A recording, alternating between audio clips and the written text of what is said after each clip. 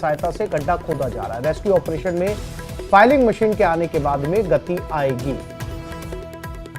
तो कोटपुतली में लगातार बच्ची को रेस्क्यू करने के लिए ऑपरेशन जारी है। दौसा के बाद कोटपुतली में दूसरा बड़ा हादसा, बोरवेल में बच्चे के गिरने का। फिलहाल जैसे जैसे समय बीतता जा रहा है, घर वालों की चिंताएं बढ़ती जा रही हैं।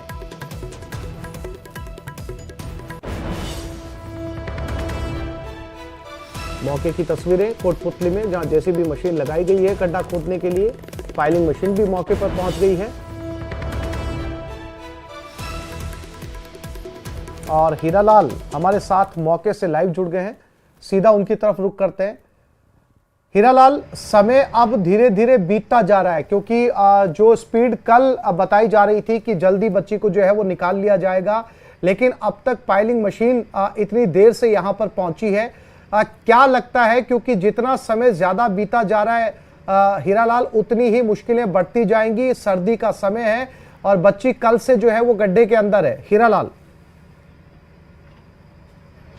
जी बिल्कुल, मैं बताना चाहूंगा कि जो पाइलिंग मशीन की बात चल रही थी, कल एसडीआरएफ के अधिकारियों ने स्थानीय प्रशासन को इस बारे में ऑप्शन दिया था, जो बी ऑप्शन का नाम देकर पाइलिंग मशीन मौके पर बुलाने की बात कही गई थी ताकि रेस्क्यू ऑपरेशन को गति मिल सके। लेकिन पाइलिंग मशीन के बारे में कल कोई चर्चा नहीं की गई, कोई विचार विमर्श नहीं किया गया। लेकिन आज जब उसकी आवश्यकता महसूस हुई तो प्रशासन ने पाइलिंग मशीन को यहाँ बुलाने का निर्णय लिया। इसके बाद हरियाणा के फरीदाबाद से पाइलिंग मशीन को बुलाया जा रहा है। कुछ देर में पाइलिंग मशीन यहाँ पहुंच जाएगी। बताया जा रहा है कि 2 किलोमीटर दूर पाइलिंग मशीन पहुंच चुकी है।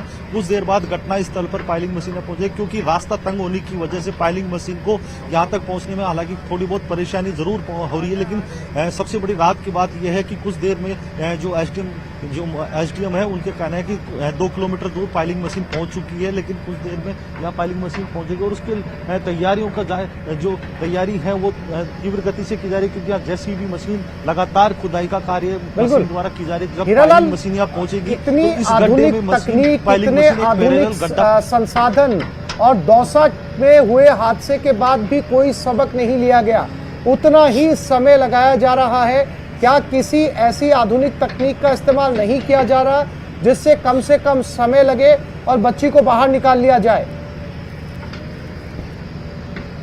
जी सबसे बड़ी बात यही है कि जब बोरवेल में जब बच्ची गिरी उसके बाद जो दौसा में भी घटना घटी थी, तो कहीं ना कहीं इस दौसा की घटनाक्रम को देखते हुए वो घटना यहाँ भी याद आ रही है, क्योंकि जो समय वहां व्यतीत हुआ था, जो समय रेस्क्यू करने में लगा था, वही समय आज यहाँ देखने को मिल रहा है। 2 दिन हो गए, करीबन 30 घंटे से ज्यादा का समय बीत चुका है। रेस्क्यू ऑपरेशन लगातार जारी है, लेकिन जो रेस्क्यू ऑपरेशन एसडीआरएफ और एनडीआरएफ की टीम द्वारा किया जा रहा था वो कहीं ना कहीं देसी जुगाड़ लगाकर रेस्क्यू ऑपरेशन किया जा रहा था। जो उनकी ए ऑप्शन का नाम देकर वो लगातार 30 घंटे से ऑपरेशन किया, लेकिन वो ऑपरेशन फेल होता नजर आया। कहीं किसी भी तरीके से वो प्रभावी नजर नहीं आया। उसके बाद प्रशासन ने पाइलिंग मशीन को मौके पे बुलाने का जो निर्णय लिया, उसके बाद अब पाइलिंग मशीन मौके पे पहुंचने वाली है। आप देख सकते हैं हाइड्रा मशीन यहाँ मौके पे पहुंच चुकी है। पाइलिंग मशीन भी थोड़ी देर में यहाँ पहुंच जाएगी। जेसीबी की मशीनों से लगातार गड्ढा खोदा जा रहा है और इस गड्ढे के पास पाइलिंग मशीन खड़ी की जाएगी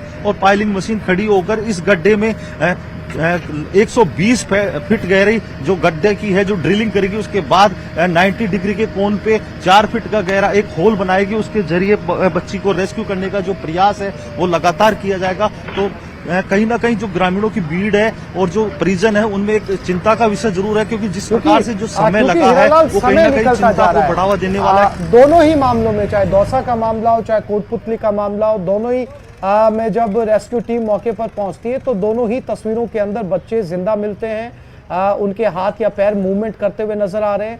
लेकिन चिंता की बात यह है हीरालाल कि दोनों ही तस्वीरें लाइव आने के बाद में जैसे जैसे समय बीतता जाता है, फिर उसके बाद में शंकाएं बढ़ने लगती हैं, तमाम तरह की चिंताएं बढ़ने लगती हैं।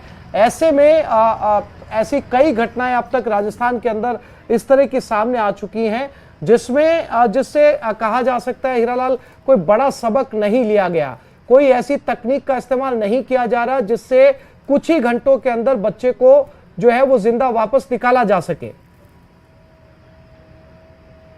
जी बिल्कुल, देखिए एक कहावत है, आग लगे खोदे कुआं, जब आग लगती है तब कुआं खोदा जाता है।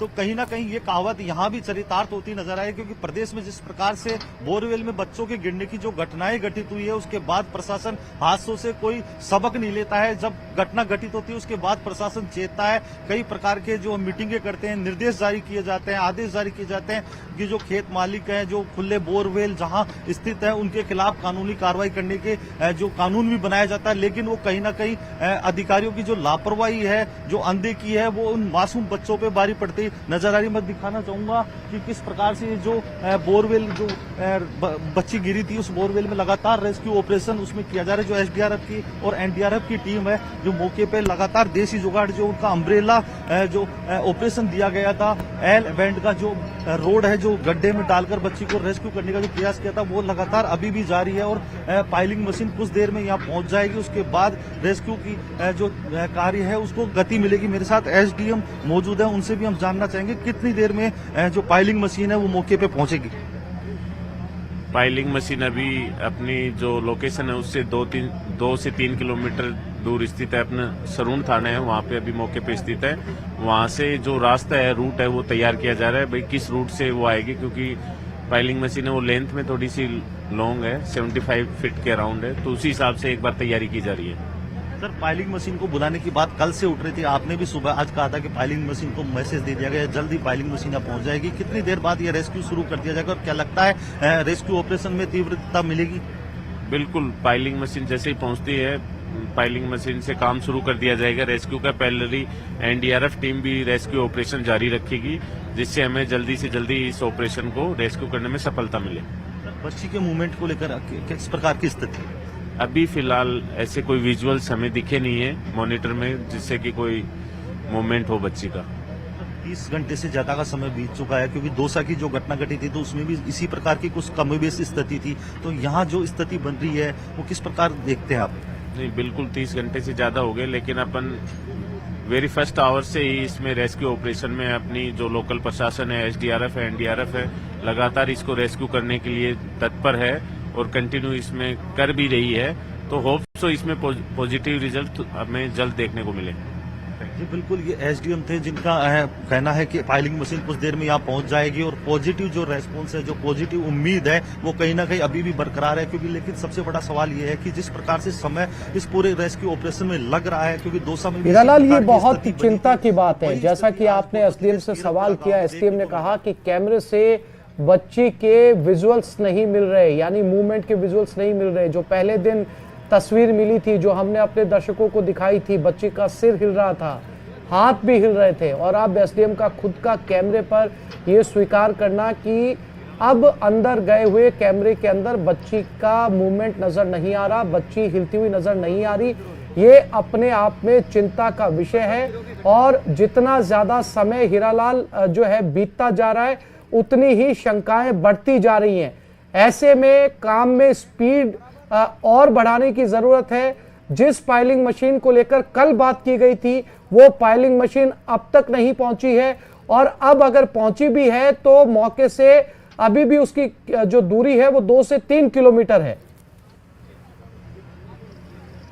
जी बिल्कुल, जिस पाइलिंग मशीन की जो कल चर्चा हुई थी, कल जो निर्णय नहीं ले पाया था प्रशासन, आज उस पर निर्णय लिया और पाइलिंग मशीन को यहाँ बुलाने का उसने निर्णय लिया। उसके बाद आदेश जारी किए गए और पाइलिंग मशीन फरीदाबाद से अब बुलाई भी गई। लेकिन सबसे बड़ा सवाल यह है कि पाइलिंग मशीन अब कुछ देर में यहाँ पहुंच जाएगी, लेकिन उसके बाद जो दूर से जो पाइप है वो पहुंचने में कितना समय लगता है? सबसे बड़ी बात तो यह है कि जब पाइप यहाँ पहुंचेंगे उसको भी काफी लंबा समय यहाँ पहुंचने में लगेगा, क्योंकि पाइलिंग मशीन तो 2 से 3 किलोमीटर की दूरी पर बताई जा रही है। तो संभावना है कि आधा घंटे, करीबन 1 घंटा लास्ट यहाँ पहुंच जाएगी। लेकिन उसके बाद जब वो पाइप यहाँ पहुंचेंगे, उसके बाद पाइलिंग मशीन से रेस्क्यू ऑपरेशन। हीरालाल, नजर बनाए रखिएगा, समय